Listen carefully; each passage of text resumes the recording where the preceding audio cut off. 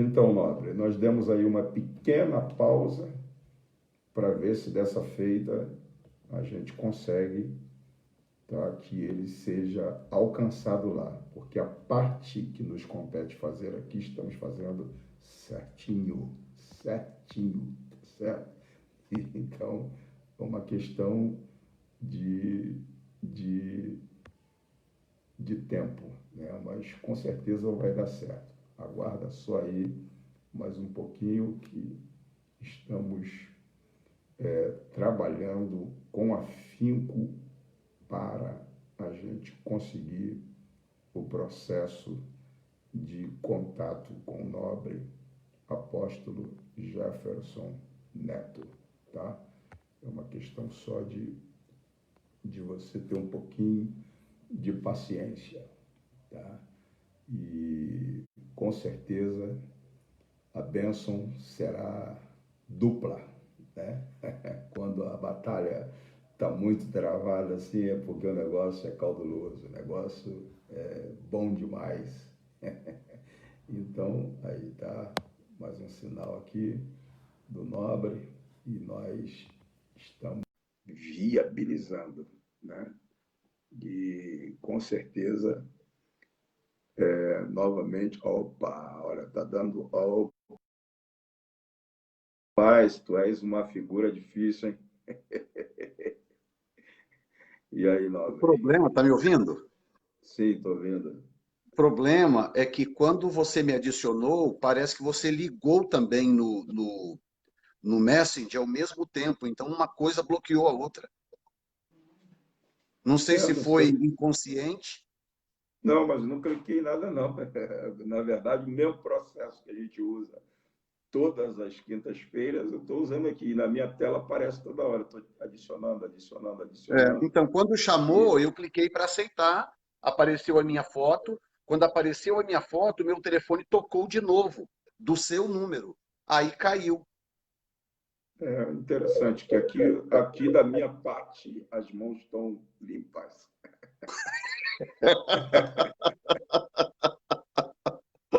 Mas, Nobre, vamos lá, Rapaz, porque então o vamos povo remir o tempo, porque daqui a pouco já viu, né?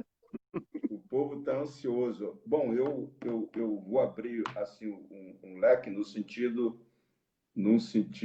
de te dar um esboço. Eu estive meditando, salve o melhor juízo, você que é o professor, no capítulo 13 do livro do Apocalipse, e eu percebi ali três personagens naquele capítulo. O da dragão, né, que está relacionado com a pessoa de Satanás. Ali tem uma besta que subiu do mar, né? E no mesmo texto tem uma outra besta que subiu da terra. E aí me parece que nesse capítulo está a chamada trindade satânica, né? Que é o dragão, o anticristo e o falso profeta. E aí eu estou abrindo esse leque, porque nós temos um tempo muito curto, né, devido aos compromissos que você tem, e não sei se facilita para você a gente avaliar aí a manifestação desses três protagonistas que se manifestarão Então, vamos fazer o especificamente. seguinte, vamos abrir o assunto hoje, a gente volta nele de novo, porque é um assunto muito pertinente e ele requer uma explicação um pouco mais profunda do porquê dessa trindade satânica, que não vai dar para fazer aqui em 32 minutos, que é o tempo que eu tenho, né? Então, Certo? eu vou introduzir esse assunto que você postou, e aí na semana que vem a gente usa toda a live para poder então continuar o assunto, que aí sim vai dar para cobrir ele um pouco melhor, pode ser? Pode ser, com certeza. Então, fica à vontade, o tempo é seu. Muito bem. Veja bem, no livro de Oséias foi contemporâneo de Isaías, né? Isaías foi levantado para profetizar para o reino do sul, o reino de Judá. Oséias, teoricamente, foi levantado para profetizar no reino do norte, o reino de Samaria. Mas Oséias era atípico, porque Oséias foi um dos pouquíssimos profetas que profetizou para os dois reinos. Ele profetizou para Israel e profetizou para Judá ao mesmo tempo. Então, quando chega no capítulo 4 do livro de Oséias, Oséias é um dos profetas menores, para quem não está familiarizado com a Bíblia, um dos 12 profetas menores, e ele começa o seu livro com uma tipologia muito própria, né? Deus manda ele se casar com uma prostituta e gerar filhos dessa prostituta, e esse casamento e os filhos são uma tipologia da degradação do reino de Israel e de Deus levantando um povo que não era povo e que, a partir desse povo, então, Deus revelaria a sua graça, que, no caso, é o povo gentílico, a igreja, né? No capítulo 4, Oséias traz, então, ele faz a unificação dos dois povos na sua profecia, que, para quem não sabe, isso é muito raro entre os profetas, muito raro. Ou os profetas que vieram, ou eles profetizaram para o sul, ou eles profetizaram para o norte. Por isso que Oséias é realmente atípico e muito importante nesse cenário profético. Quando chega no capítulo 13, que é quando Deus quer falar do castigo, pecado e castigo de Israel, eu estou fazendo assim um resumão mesmo, bem grande. Quando chega no capítulo 13, o Senhor diz algo muito curioso que nos reporta depois para Ezequiel. Ele diz assim, Oséias capítulo 13, versículo 1. E quando Efraim falava, tremia-se, foi exalçado Israel, mas ele fez-se culpado em Baal e morreu. E agora multiplicaram-se pecados, e da sua prata fizeram uma imagem de fundição, ídolos segundo o seu entendimento, todos obra de artífices dos que dizem os homens que sacrificam beijam os bezerros. Por isso, serão como a nuvem de manhã e como o orvalho da madrugada, que cedo passa como o folhelo que a tempestade lança na eira e como a fumaça da chaminé. Aí, verso 4 fica interessante, diz assim, todavia eu sou o Senhor teu Deus, desde a terra do Egito, portanto, não conhecerás outro Deus além de mim, porque não há Salvador senão eu. Eu te conheci no deserto, em terra muito seca, depois eles se fartaram em proporção do seu pasto, estando fartos, ensoberbeceu-se o seu coração, por isso se esqueceram de mim. Agora, preste bem atenção nisso aqui, porque aqui está um entroncamento profético muito importante para se entender profecia. O verso 7, o Senhor, isso é Deus falando para o povo de Israel. Serei, pois, para eles como leão, símbolo da Babilônia, como leopardo, símbolo da Grécia, espiando pelo caminho, e como urso, símbolo da Pérsia. Aparece em Oséias, isso 120 anos antes das profecias de Daniel. Tá? Mais de 100 anos antes das profecias de Daniel. Ele está falando, serei, pois, para eles como leão, como leopardo espiarei no caminho, como urso que tem perdido seus filhos, os encontrarei, lhes romperei as teias do seu coração e ali os devorarei. Como leão, as feras do campo os despedaçarão. Aí, quando você chega em Daniel capítulo 7, Daniel tem a visão dos impérios que, a partir da Babilônia, que viriam subsequentemente, e a visão é exatamente de um leão para a Babilônia, de um urso para a Pérsia e de um leopardo para a Grécia. Tá? Quando chega em Apocalipse capítulo 13, nós temos os 3 animais de novo, simbolizando a besta, porque não sei quem sabe desse detalhe, mas a besta é uma coisa e o anticristo é outra coisa. Tá? A besta é o sistema que permite o surgimento do anticristo. Tá? Então, nós temos 2 pessoas que se revelarão no tempo do fim.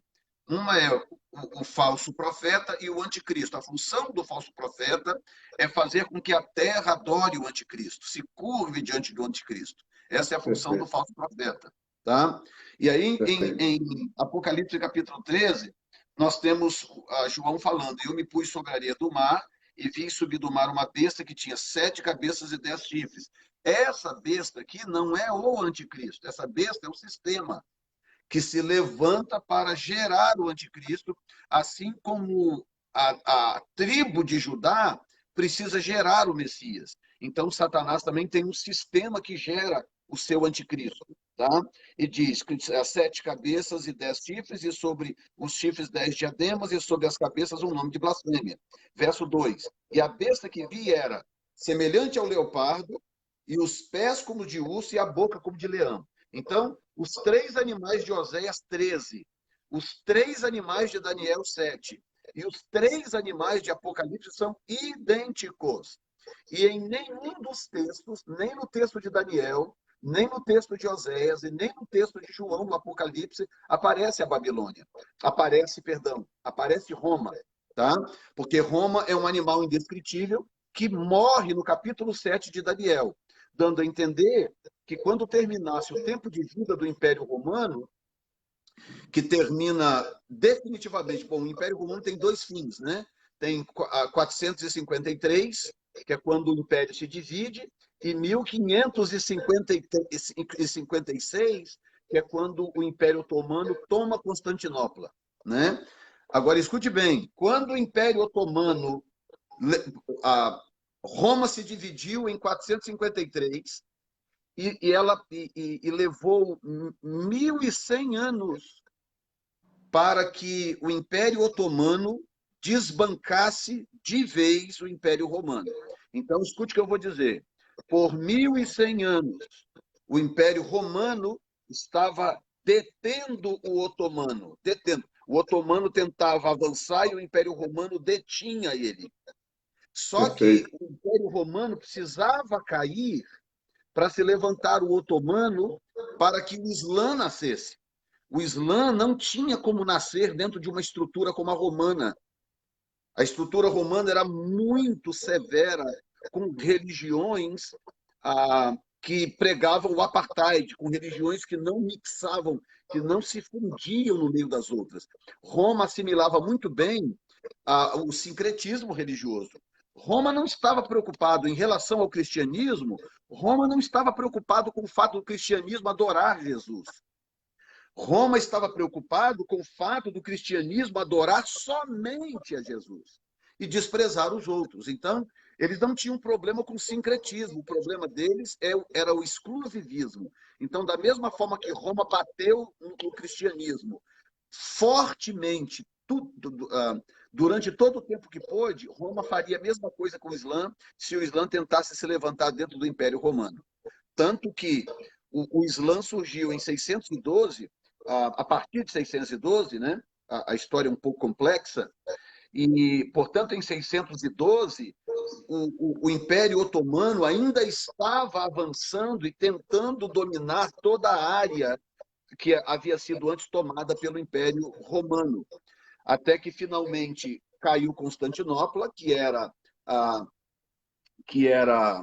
a sede do Império. Então,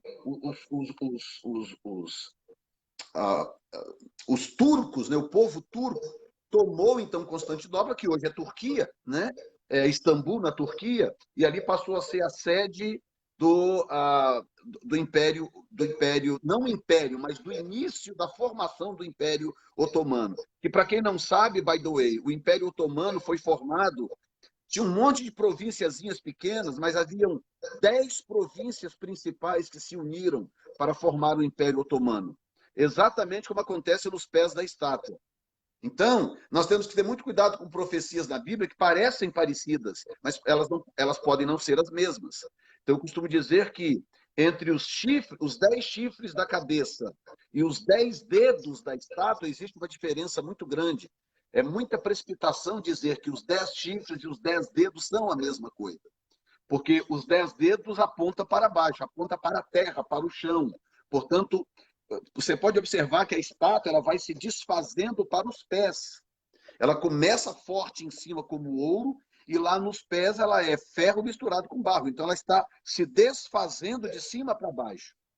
Perfeito. Então, quando chega no tempo da decadência do Império Romano, 10 províncias otomanas ou turcas se reúnem para, para estabelecer o primeiro império. Então, eles pegam o rei Osman I, na época, e então elegem ele como o primeiro imperador do recém-formado Império Otomano. Tá? Então, os 10 dedos é a degradação do Império Romano, que está profetizado no capítulo 7. Agora, os 10 chifres apontam para cima. Então, os 10 chifres já falam de outra coisa.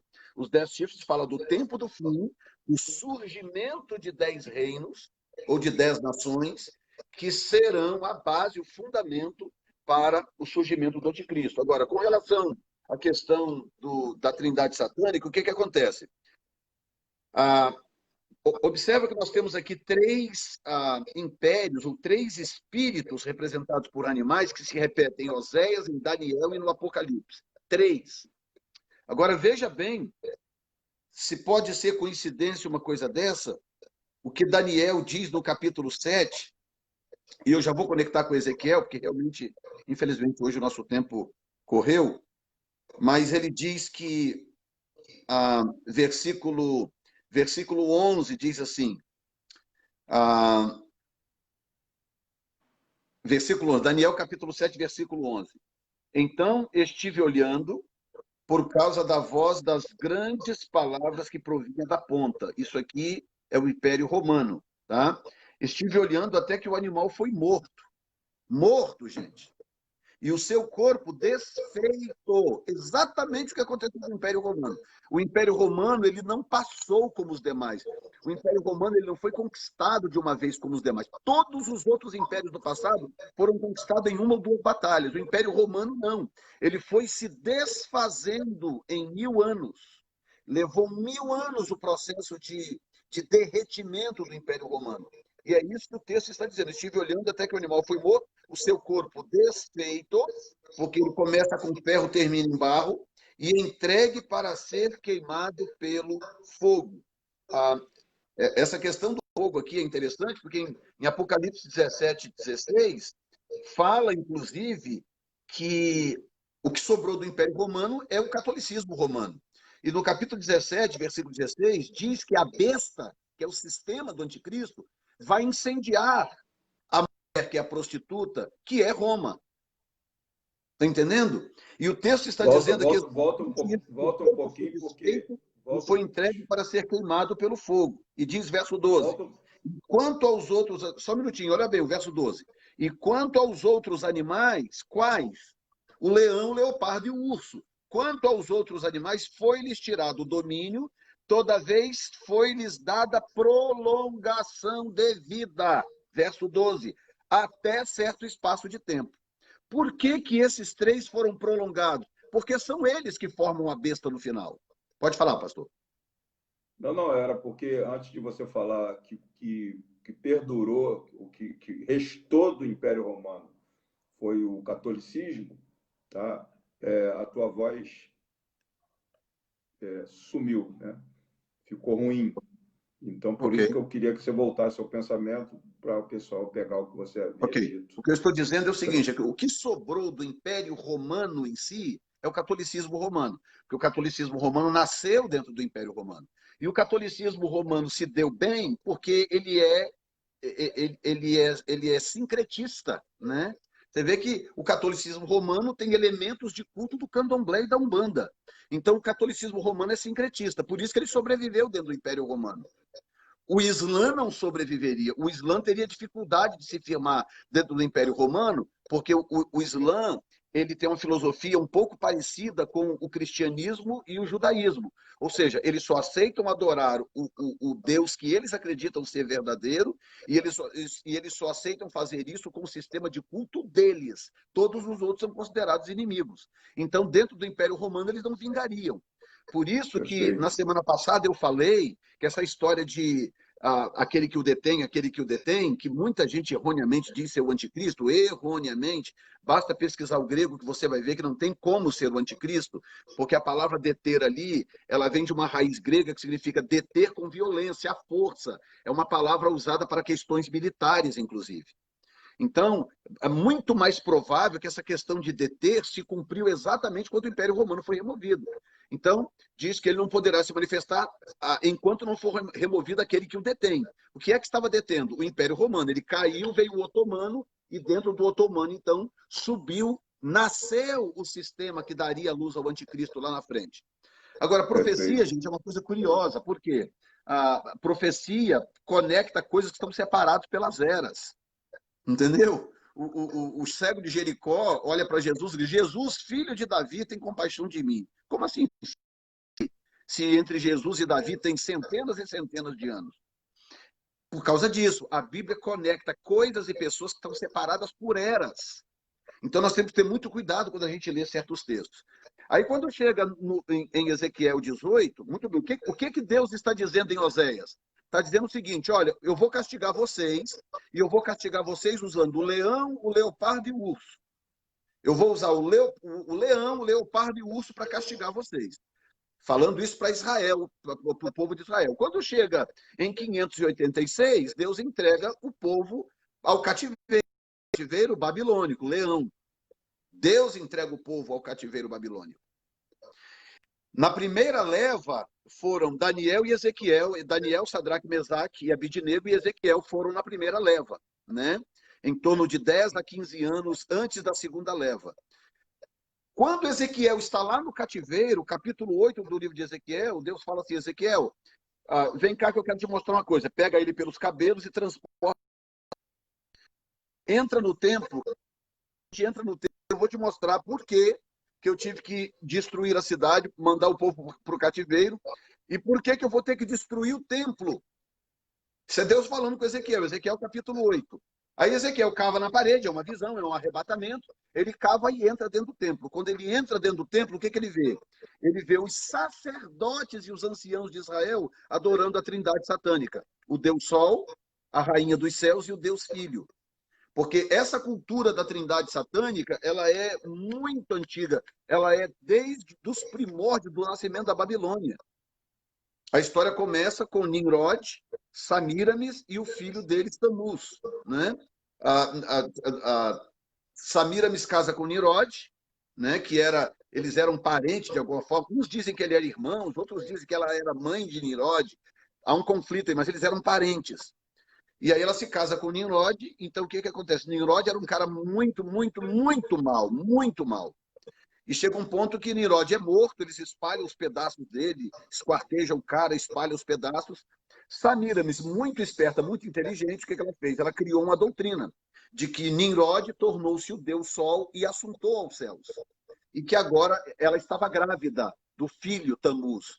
E ela criou uma doutrina dizendo: e eu estou grávida, e ele foi assunto aos céus, ele está agora no céu zelando por nós, e ele enviou o seu filho para poder advogar em seu lugar. Então, quando ela teve o seu filho que nasceu, o seu filho passou a ser tratado como um deus. E ela manipulava os sacerdotes contar para ela os segredos do povo. E ela, então, controlava o povo porque ela conhecia os segredos do povo. Assim nasceu a cultura do Deus Sol, que no Egito era Ra, na cultura babilônica era Nimrod, ou simplesmente chamado de Deus Sol, né? Na cultura romana era Júpiter, né? Aí vem a deusa, a rainha dos céus, que no Egito era Ísis, na cultura babilônica era Ishtar, né? E por aí vai. Então só mudam os nomes. Portanto, essa trindade satânica vem de longe, de muito tempo. Agora, escute essa. Essa é forte, tá? Nós temos 3 animais, 3 nações e uma trindade satânica. Nós temos o Deus Sol, que prevalecia na Babilônia. Perdão, nós temos a rainha dos céus, que prevalecia na Babilônia. Nós temos o Deus Sol, que prevaleceu na Grécia.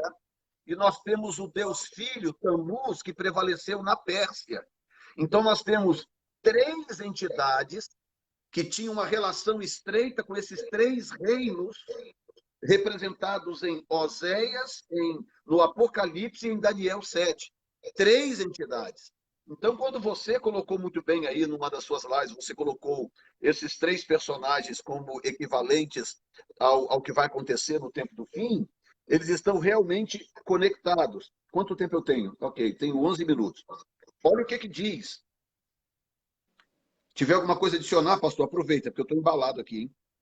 Vai embora, que o tempo é seu, eu não tenho como nem entrar. Ok, olha bem. Dois textos da Bíblia muito curiosos. O primeiro está em Apocalipse, capítulo 13, versículo 11. Tá? Diz assim, e vi subir da terra outra besta. A primeira besta é o sistema que traz o anticristo. A segunda besta já é uma pessoa, porque ele é o falso profeta que vai dar voz ao anticristo. Vi subir da terra outra besta e tinha 2 chifres semelhantes ao de um cordeiro. E vi subir da terra outra besta e tinha 2 chifres semelhantes a um cordeiro e falava como dragão. Portanto, o poder dessa besta está na boca, é o que ela fala.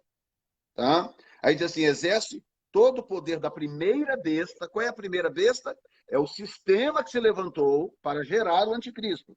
Na sua presença e faz que a terra e os que nela habitem adorem a primeira besta, que agora é o produto final, que é o anticristo, cuja chaga mortal fora curada. A gente pode falar sobre essa chaga mortal na próxima, que hoje não daria tempo. E faz grandes sinais, de maneira que até fogo faz descer do céu à terra à vista dos homens. Tem um escatólogo aqui nos Estados Unidos chamado Perry Stone, que é um dos melhores do mundo para mim. Ele diz que a palavra que faz descer fogo do céu aqui no grego sugere que pode ser nuclear, pode ser armas nucleares, tá? Porque a gente pensa sempre de forma romântica, né? Faz descer fogo do céu, como? Aí o cara vai falar e vai descer fogo do céu. Não, pode ser uma arma nuclear que desce do céu, incendeia e destrói uma cidade, né?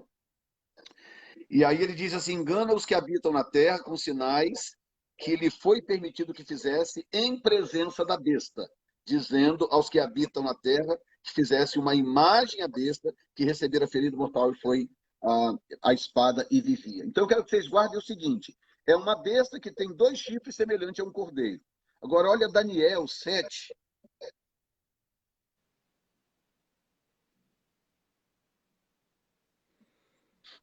Agora, também é interessante aí que o poder das 2 bestas vem do dragão, né? Sim, sempre. Sempre do dragão. Sempre. Olha bem, Daniel capítulo 8. E levantei os meus olhos, verso 3. E vi, e eis que um carneiro estava diante do rio, o qual tinha 2 chifres. E os 2 chifres eram altos, mas um era mais alto do que o outro. Por quê? Porque esse carneiro representa a Média e a Pérsia. E o chifre maior é a Pérsia, o chifre menor é a Média, porque a Pérsia depois, inclusive, engolia a Média. A Média desapareceu com o tempo. Ficou a Pérsia, que é o Irã hoje. Tá? E as 2 pontas eram altas, os 2 chifres eram altos, mas um era mais alto do que o outro, e o mais alto subiu por último. Muito bem. Agora, olha o que a Bíblia diz, o próprio Senhor falando e engrandeceu, tal exército do céu, depois disso, viu o santo que falava. Olha bem, no versículo 14, deixa eu pular mais um pouquinho, porque o tempo realmente não vai permitir. Tá? Versículo 19, e disse, eis que te farei saber o que há de acontecer, escute, no último tempo da ira. O último tempo da ira. Tá? Portanto, nós estamos falando do anticristo. Aí diz, porque ela se exercerá no determinado tempo do fim. Verso 20, escutem. Aquele carneiro que viste com 2 pontas são os reis da Média e da Pérsia. Então, a minha pergunta é, será uma brutal coincidência que João vê um cordeiro, a diferença entre o cordeiro e o carneiro é só a idade. Eles são o mesmo animal. A diferença é só a idade. João vê um cordeiro com 2 pontas e Daniel vê um carneiro com 2 pontas. Então, será muita coincidência que a história aponte para o anticristo se levantando de uma religião totalitária, como é o caso do Islã, porque o Islã se parece muito com o comunismo. Muito, muito com o comunismo. O Islã é um estado totalitário onde você só pode adorar um Deus que é determinado por eles. No caso do comunismo, esse Deus é o próprio governante. No caso do Islã, esse Deus é Alá. Você tem que adorar aquele Deus. Se você discordar, você morre. No comunismo é a mesma coisa, você morre. Tanto no comunismo como no Islã, a mulher é diminuída, a mulher tem menos valor. No Islã, a mulher não tem valor nenhum, absolutamente nenhum. Agora, há pouco tempo atrás, que eles permitiram na Arábia Saudita as mulheres tirarem carteira de motorista, mas não adianta de nada, porque ela só pode dirigir o carro se tiver um homem do lado. Então, para que serve isso se vai ter um homem do lado com carteira de motorista? Ela só pode dirigir se tiver um homem do lado. Então, mulher não tem nenhum valor no sistema islâmico, muito parecido com o comunismo. Então, você compara as duas coisas, você vê que o comunismo é a nova cortina de ferro. Perdão, o Islã é a nova cortina de ferro, porque o comunismo meio que sucumbiu, né? Não tá destruído, mas meio que sucumbiu. Aí se levanta o Islã com a mesma característica. Deixa eu deixar uma pergunta para você preparar para a aula que vem. Para que vem. Supostamente, o anticristo vem do islamismo, pelo que nós entendemos ao estudar com você ao longo dessas lives, certo? Como também agora descobrimos aí, pelos chifres que você acabou de explicar, que o falso profeta também vem dessa região, certo? A pergunta é a seguinte: possivelmente, como é que o judeu que aguarda o Messias, tá? Como é que o judeu seria ludibriado, enganado, partindo do princípio de que esse Messias não tem a sua origem judaica? Tá. Número 1, não existe nenhum versículo na Bíblia que diga que Israel vai aceitar o anticristo como Messias. Isso aí é uma outra presunção nossa. Nós deduzimos, não existe um único versículo na Bíblia, e quem estiver ouvindo aí, se conhece algum versículo, pode postar aí. Não existe um único versículo na Bíblia que diga que Israel vai aceitar o anticristo como Messias. Tá? O que diz é que ele, o anticristo, ele vai fazer uma aliança com muitos. Não diz nem com todos. Uma aliança com muitos por uma semana. Então, a gente pressupõe, por causa dessa aliança, a gente pressupõe que Israel poderá confundi-lo com o Messias. Mas isso é pressuposição nossa, a Bíblia não diz. Número 2, todos os acordos de paz que Israel fez até hoje foram com muçulmanos. Trump não acabou de promover agora um acordo de paz entre Israel e os Emirados Árabes, que são islâmicos? Perfeito, não, perfeito. O acordo de paz entre Israel e o Egito, o acordo de paz entre Israel e o Líbano. Todos os acordos de paz até hoje que Israel fez, todos eles foram com os muçulmanos. Entendeu? Não, perfeito. Se eu entender que o anticristo, que Israel tem que aceitar o anticristo, eu crio um problema, porque a Bíblia não afirma isso. Eu posso deduzir, mas a Bíblia não afirma. Então eu tenho que ficar com um pé atrás, já que a Bíblia não afirma tal coisa. Entendeu? Israel pode muito bem recebê-lo, Israel pode muito bem recebê-lo como uma espécie de provisão divina para criar um ambiente de paz para a vinda do Messias. É possível, já que a Bíblia não diz claramente isso. Perfeito. Não, eu estou só abrindo um leque que, de repente, é a pergunta que está gerada na cabeça do pessoal que está conectado com a gente. Yes. Não, muita gente me faz essa pergunta. Muita gente me faz essa pergunta. Mas que não existe texto na Bíblia dizendo, afirmando que Israel receberá o anticristo como seu. Entendeu? Então ele vai fazer uma aliança, essa aliança vai durar 3 anos da semana. Quebra a aliança, e aí daí para frente é só pauleira. É quebradeira, é guerra, é morte. Entendeu? Então não vai dar nem tempo deles curtirem esse amor, né? Que vai. Não vai dar tempo, porque a destruição virá logo em seguida. Perfeito, perfeito. Então, na próxima live, a gente prossegue, porque tem caldo aí para... Tem muito. Ainda com não muito falamos de calma. Apocalipse, mas enfim, a gente faz isso na próxima aula, tá bom? Muito bom, muito obrigado. Desculpa aí esse imprevisto que roubou o nosso tempo, mas com certeza a gente tira proveito na próxima. Tá Amém. bom? Um abraço, querido. Grande abraço, obrigado, Deus abençoe. Meu nobre, você que está aí conectado, deixa aí o seu comentário, tá? Porque é interessante que você comente. Se você tiver alguma pergunta também para fazer nesse contexto, deixa a pergunta aí registrada, porque eu vou passar para o apóstolo Jefferson Neto e na próxima ministração ele pode tirar a sua dúvida, tá bom? Então, por favor, não vá embora sem deixar o seu comentário, tá bom? Porque é interessante essa interação entre vocês que estão conectados com o professor, conosco, para a gente dirimir toda sorte de dúvidas que a gente tem nessa área de escatologia. Mas eu fico grato a Deus por ter levantado o apóstolo Jefferson Neto com essa disciplina, tá? Disciplina bíblica, didática, que nos proporciona esse privilégio de poder aprender com relação às profecias que dizem respeito ao futuro da igreja, do povo de Deus. De maneira que nós voltamos, se Deus assim permitir, na próxima quinta-feira, com este mesmo assunto, tá? Vamos falar da trindade satânica, o dragão, a besta, que representa o anticristo, que é o sistema que gera o anticristo, como aprendemos, e a segunda besta, que é o falso profeta, tá?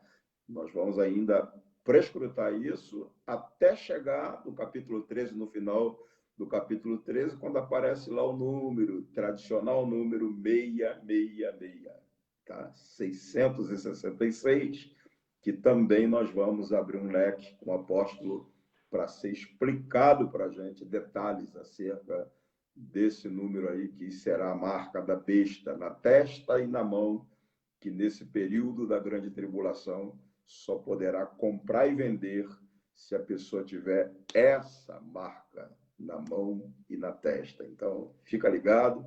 Na quinta-feira, a gente volta com esse substancioso assunto. E você, meu lindo, meu nobre, que me dá essa satisfação, aproveita que você tá online, vai aí no meu canal, dá o seu clique lá, tá?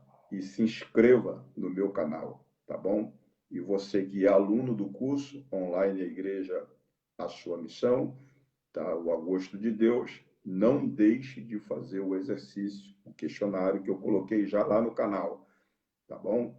E você que não participou da aula de terça-feira, vai lá e participa ainda hoje, tá?